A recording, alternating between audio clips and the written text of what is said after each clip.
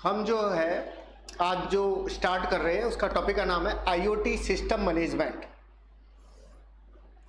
मतलब आईओटी जो है वो है जिसमें हम ऑटोमेटिकली कॉन्फ़िगरेशन कर सकते हैं, क्योंकि आईओटी में मैंने कई बार पिछले वीडियो में भी आपको बताया था कि अलग अलग तरह के सर्वर लगे हुए रहते हैं और वो सर्वर जो है आगे जो है वाईफाई से या सेंसर से जुड़े हुए रहते हैं जो ऑटोमेटिकली काम करने में आपको मदद कर सकते हैं।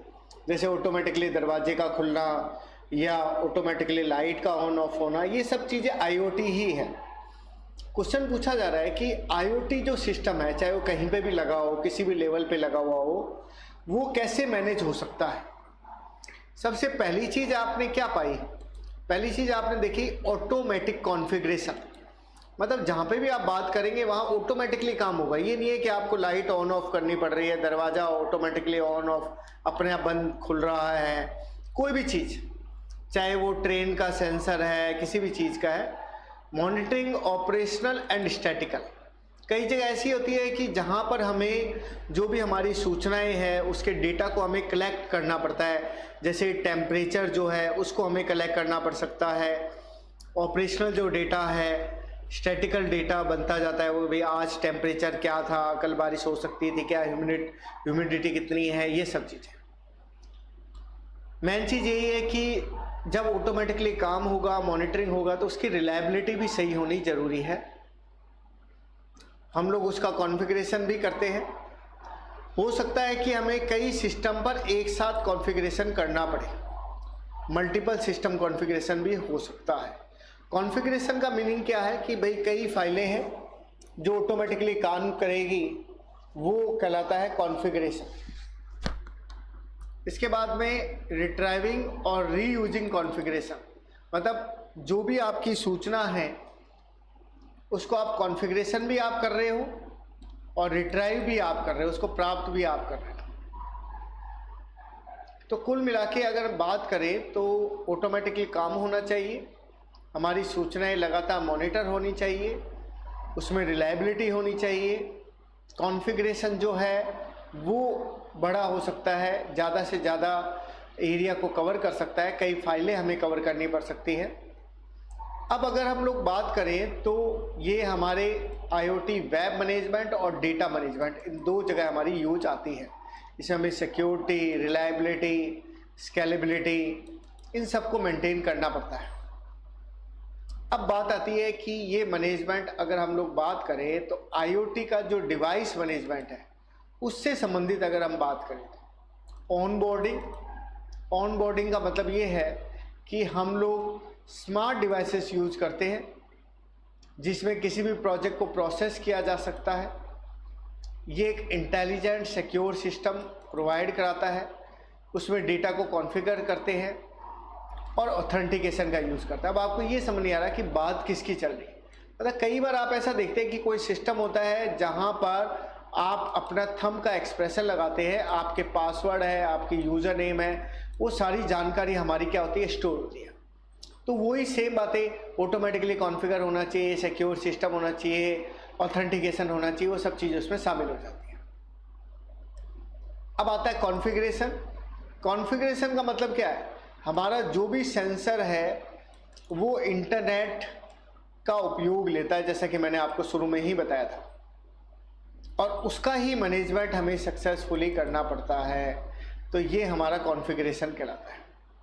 मेंटेनेंस की अगर हम लोग बात करें तो आईओटी में मेंटेनेंस ज़रूरी है, कोई भी एरर नहीं आनी चाहिए, कोई भी बग्स नहीं रहनी चाहिए।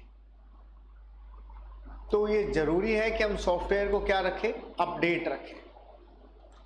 डायग्नोस्टिक का मतलब हम ये चाहते हैं कि आईओटी में जो भी डाउन टाइम है या एक तरह से कह सकते हैं उसकी परफॉर्मेंस है या उसका फेलियर है, वो लंबे समय तक चलना चाहिए।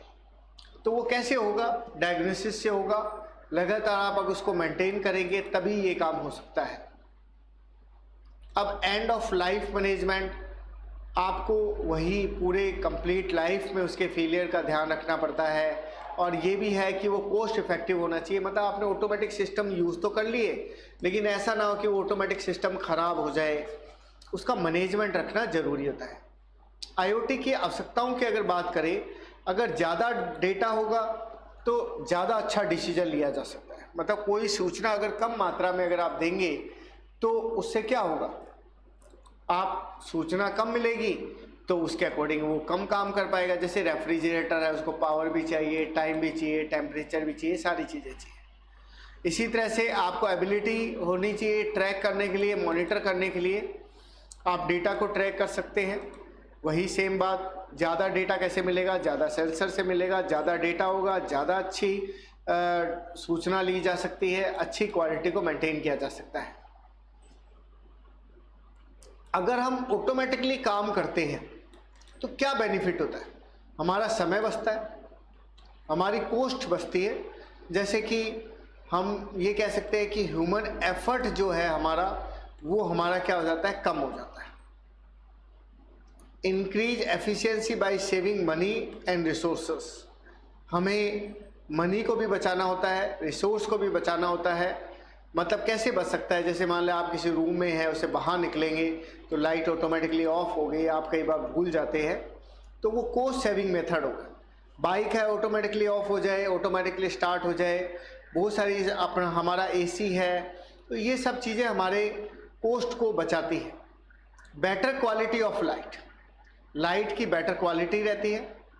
जैसे कि डिवाइस को ट्रैक कर अगर आप करना चाह रहे हैं तो अब आप उसको ट्रैक कर सकते हैं, टास्क को मैनेज कर सकते हैं, और ये सब चीज़ें उसके अंदर आती हैं। अब अगर आप देखना चाहें तो जैसे आप लोग BP है, शुगर है, हार्ट रेट है, वो अगर आप चेक करते हैं, वो भी आप इसकी बेटर क्वालिटी को चेक कर सकते हैं। बॉडी का टेम्परेचर अगर आप चेक करना चाहते हैं। IoT की आवश्यकता क्यों पड़ी, क्योंकि आपके मनी बचती है। जैसे अभी आपको बताया था, लो पावर डिवाइसेस पे काम कर लेता है, ये एक्सपेंसिव सर्विस प्रोवाइड कराता है, तो एक तरह से आपकी मनी बचती है। पावर कैसे बचती है, वर्किंग पावर को बढ़ा देता है, कम्युनिकेशन करने में मदद करता है, कम बैंडविड्थ में ही आप काम कर पाते हैं, तो आपकी पावर भी क्या लगती है, कम लगती है। स्पेक्ट्रम की अगर आप बात करें तो आपके radio frequency, expensive radio frequency का उपयोग इफ़ेक्टिव तरीके से लेता है। मतलब पर्टिकुलर कोई चैनल है, उस पर काम करेगा तो वहाँ पे आपको गार्ड बैंड की भी जरूरत पड़ेगी ताकि इंटरफ्रेंस कम से कम हो, तो वो इंटरफ्रेंस को भी ये क्या कर सकता है, कम कर सकता है। रीच का मतलब ज़्यादा अच्छा नेटवर्क अगर आप यूज करेंगे, कम पावर का यूज करेंगे, तो आप किसी भी बिल्डिंग के अंदर किसी भी एरिया को अगर आप चाहे तो क्या कर सकते हैं, कवर कर सकते हैं। एजिंग टेक्नोलॉजी, नई टेक्नोलॉजी को ये क्या करता जा रहा है, इस्तेमाल करता जा रहा है।